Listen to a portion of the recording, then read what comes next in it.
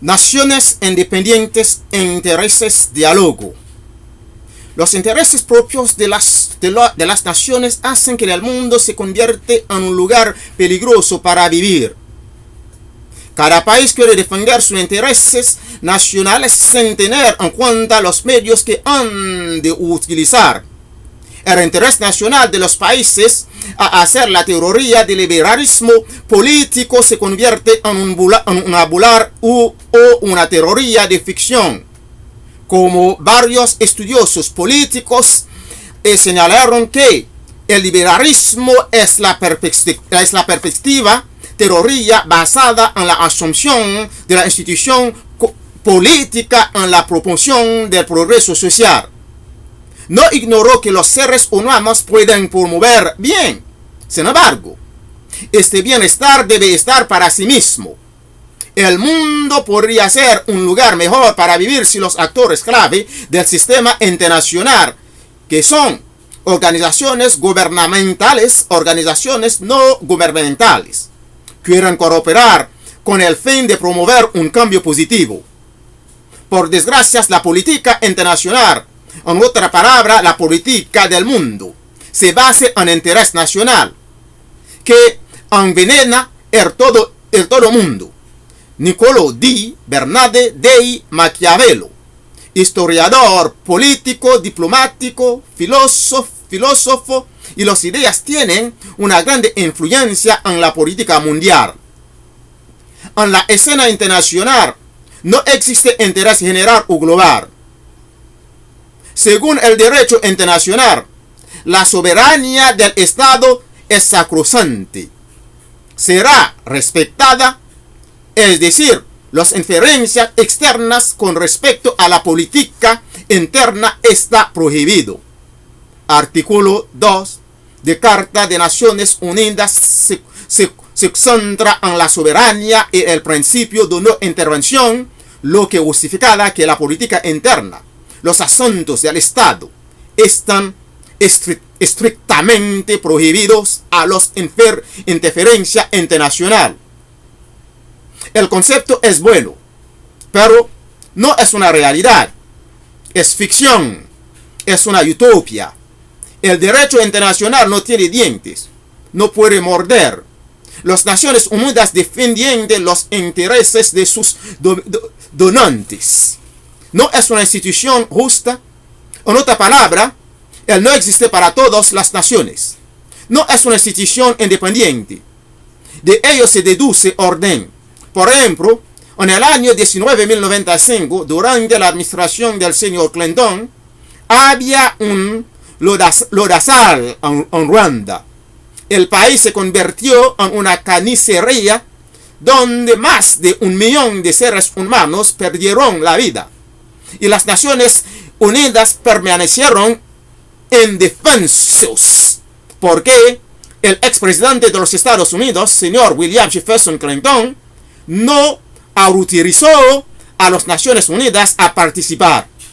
Según la mencionada por el señor Kofi Annan, el ex secretario general de las Naciones Unidas, en el momento de mayor necesidad, el mundo ha faltado el pueblo de Ruanda. Naciones Unidas ha faltado de cumplir sus funciones, sus misiones, porque él depende de sus donantes para la supervivencia. El mundo es un foso de los tiros y los tigres. Por lo tanto, una institución debe tener los dientes más fuertes para hacer frente a esos actores perversos. Naciones Unidas es demasiado débil para este mundo, demasiado débil para hacer frente a esos actores egoístas.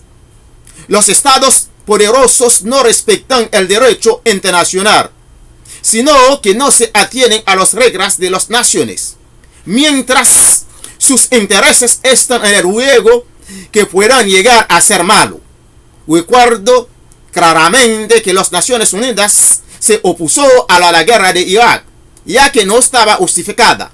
Pero el señor George W. Bush, el expresidente de Estados Unidos, y el señor Tony Blair, el ex primer ministro de Gran Bretaña, fueron ciegos a defender los intereses de su país, sino que fueron a la guerra con Irak bajo un falso pretexto de que Irak era un país peligroso, amando con armas de destrucción masiva.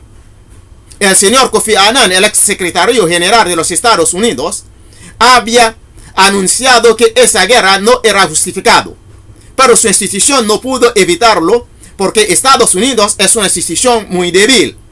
Ahora, las Naciones Unidas se enfrentan de nuevo un gran reto, que es la interferencia de Rusia en los asuntos internos de Ucrania.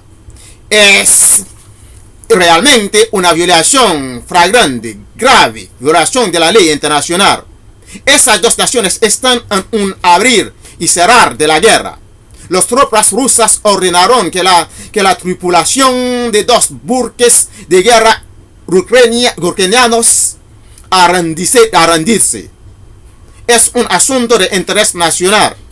Los dos actores principales, que son los Estados Unidos y Rusia, se comprometen a defender los intereses de su país. Señor Barack Obama, el presidente de los Estados Unidos, y el señor Vladimir Putin, el presidente ruso, tienen que utilizar sus conocimientos, utilizar sus habilidades políticas con el fin de dar lugar a que los conflictos de forma pacífica. Podría ser irracional por dos grandes naciones, Rusia y los Estados Unidos, participan en un sangriento conflicto a causa de Ucrania. Estoy firmemente convencido de la diplomacia prevalezca en la arena política internacional. Podría hacer bien, es decir, la fuerza hacia el derecho. Se trata de la supervivencia para los más aptos. No hay tal cosa de la soberanía del Estado. Es un concepto que escribir sobre el papel. Cuando los más fuertes quieren tragar a los más débiles, la diplomacia de los cañoneras o garrote de diplomacia volverá a aparecer. El más fuerte siempre sobrevivirá. Ese tipo de política exteriores están en reposo y el Estado va a despertarlos, es decir, el Estado todavía podría usarlos cuando se revele necesario. En la situación de Ucrania, creo que los dos actores, los Estados Unidos y Rusia, usarán una fuerza catalizadora para encontrar tiempo para resolver este conflicto pacíficamente. Rusia ya está en una mejor posición que los Estados Unidos porque ya utiliza una fuerza expresiva para intimidar al Estado de Ucrania.